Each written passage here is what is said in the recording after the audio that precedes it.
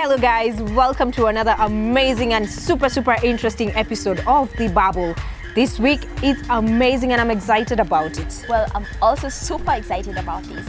I hope you people have had a wonderful week. Well, how has your week been? Amazing. How's yours? Well, mine has been beautiful. And guess what? This week we're doing our story time. We'll be your host as always. My name is Esther Gisharu. And I'm Victoria Halai.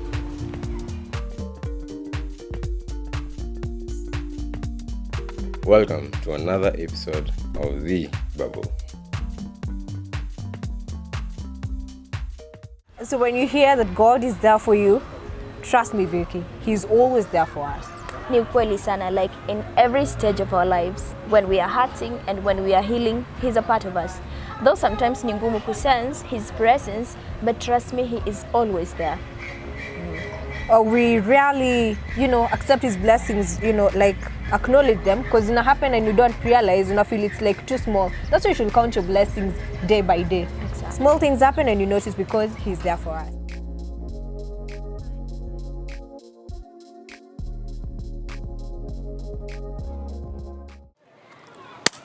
Mukiona nimeingilia show ya wenyewe, jua tumekuja kupiga kipindi matata. Trouble. Wewe. Sasa ukiona tumekaa katikati ya matank, jua tumekuja kudrip na tuna drip na Trickle Springs. Amazing. Sasa watu wangu, get yourself some water from Trickle Springs. Tuanze kipindi. Sasa leo tunapiga story. Leo we're turning things around. Haya. Wadau. Penny hadithi. Tuanze. So, a young couple imeblessiwa na mtoi. A very young couple blessed in 2002 wameenda hospitali blessed with a beautiful young girl. No akaenda home mtoi yako sawa.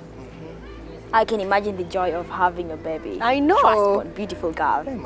Okay, but then after 3 months when notice, neck ya huyu mtoi it's stiff and then pia movements zinaleta shida kidogo. So I can notice this is serious. But then if you consider things at 3 months, this is the time that the baby has already started her sleeping schedule. Yeah. Asha adapt, there's no cries. So mnalala vizuri and there's nothing that you guys expect that will go off. So in 3 months, definitely you guys are going for your clinic. So, wameenda clinic. And then they start noticing that the stiff neck and the limbs are not moving well. But then they see this is above and beyond what is necessary. So now, wanaamua, twende pale Gertrude's Muthaiga. Wanafika Muthaiga, wanaambiwa, okay. Situation imekuwa tricky. It's very tricky. We have a condition. Hii condition, mimi nikisema, ulimi kidogo, italeta tafanya ile kitu. Hapo pia mimi nitashwishi Viki tuambie. Well, so the condition is cerebral palsy. Okay. Rewa? Cerebral palsy. So, this condition it's basically limbs and mostly the limbs, movements of limbs and other parts of the body that are movable. They become slow and they become sluggish. But then, it doesn't mean that your brain is not functioning. It functions very well. You can do everything normally, but the only thing that will have stagnant is your limbs and everything that is movable. Yeah. Haya. Tuendelee. So, si shambo imekuwa hivyo.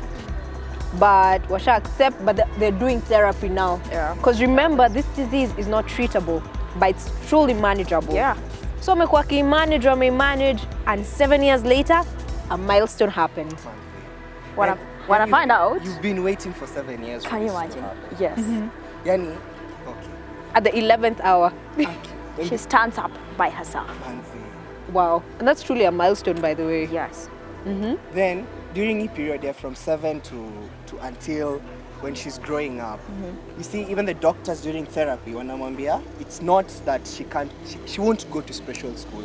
Because special school are for people that the brain is not well, but for her brain is very well, and she's a very smart girl. Yes. The only difference is just her limbs are not functioning as they're supposed to be. So now, she attends school.